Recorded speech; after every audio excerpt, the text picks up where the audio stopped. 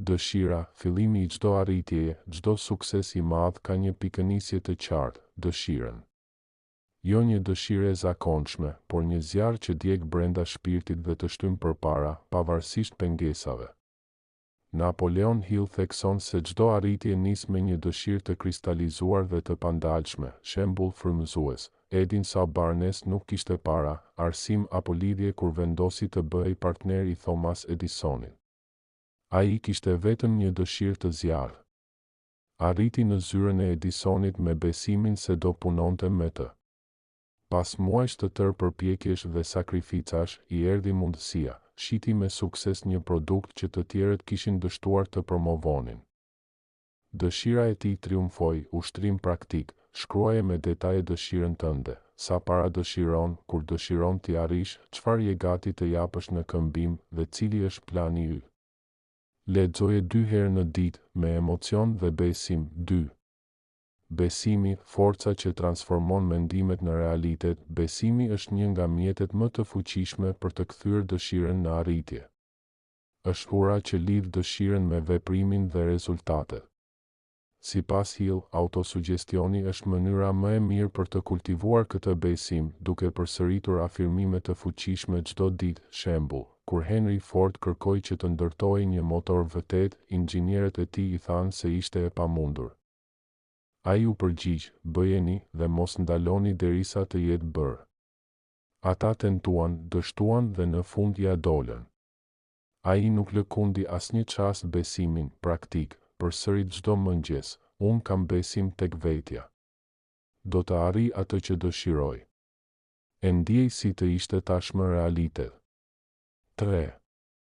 Autosugjestioni, mendimi që bëhet realitet. Autosugjestioni është mjeti me të cilin mendimet dhe dëshirat tona transmetohen në nënvetdije.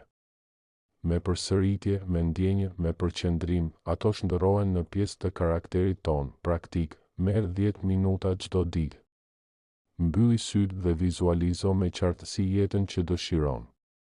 Ndjeje sikur po e jeton. Thirrje në mendje me emocion. Autosugjestioni funksionon më së miri kur është I lidhur me emocionin. 4. Dija e specializuar, aseti yt më I madh. Dija në vetvete nuk është fuqi, por dija e aplikuar, e organizuar dhe e fokusuar është çelësi. Arsimimi tradicional jep bazën. Por suksesi qëndron tek specializimi, të dish diçka më mirë se të tjerët dhe ta aplikosh me zgjuarsi. Praktik, identifiko një fushë të vetme që të pasionon. Studio çdo ditë. Lëre të obsesionoj. Bëhu mjeshtër në atë zonë. 5. Imagjinata, fabrika e pasurisë. Çdo shpikje, çdo ide fitimprurse, çdo përparim ka lindur në imagjinatën e dikujt. Imagjinata krijon atë që realiteti akoma nuk e njeh. Praktik, çdo ditë jepi mendjes tënde një problem ose një qëllim. Dhe pastaj lëre të krijojë. Shkruaj çdo ide që vjen, sado e çuditshme. Imagjinata është burimi I të gjithë përparimit. 6. Planifikimi, urë midis mendimit dhe veprimit. Dëshirat pa plan janë thjesht ëndra. Por dëshirat me plane të qarta janë të destinuara të bëhen realitet. Praktik, bëj një plan të detajuar për qëllimin tënd. Përcakto hapat. Afatet. Kush do të ndihmoj? Çfarë burimesh ke dhe çfarë të mungon? Dhe fillo, pa pritur momentin perfekt. 7. Vendosmëria, cilësia që ndan fituesit nga humbësit. Shumë njerëz e lën rrugën nga mungesa e vendosmërisë. Hill zbuloi se ata që arrin suksesin vendosin shpejt dhe rrallë I ndryshojnë vendimet. Praktik, shkurto kohën që harxhon për të vendosur. Bëj zgjedhje të qëndrueshme. Trajno veten për të mos hezituar. 8. Këmbëngulja, forca e padukshme që hap dyrë. Dëshira, vendosmëria, këmbëngulje.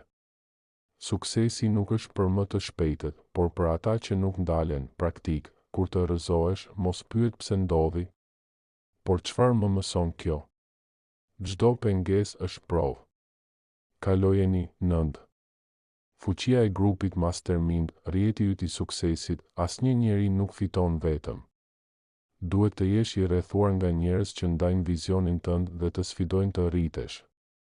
Praktik, zgjidh 2-5 persona që respekton dhe që kanë mendje të mprehë. Takohuni rregullisht. Ndani ide. Jepni llogari. Frymëzoni njëri tjetrin. 10. Transmutimi i energjisë seksuale. Shndërroje pasionin në fuqi. Energjia seksuale është pasioni më i fortë që njeriu ka.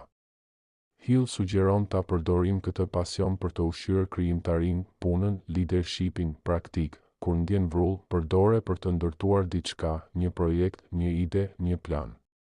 Pasioni është karburanti yt. 11. Në vetdia, bota e padukshme që udhëheq jetën. Çfarë mendon vazhdimisht? Ato mendime që përsëriten formësojnë jetën tënde. Në vetdia është shërbëtori yt besnik. Ushqeje me mendime të sakta, praktik, para gjumit, përsërit me ndjenjë dëshirën dhe qëllimin. Mendja jote do punoj për ty gjatë natës. 12. Truri, lidhës me universin. Truri është si një anten, merr dhe dërgon frekuenca.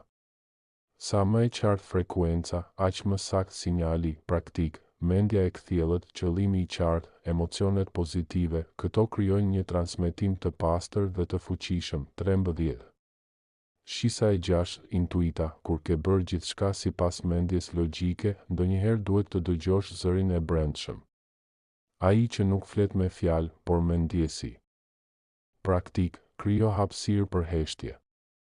Ec vetëm. Medito. Shkruaj. Intuita flet në qetësi, përmbyllje, mendo. Beso. Vepro. Fito.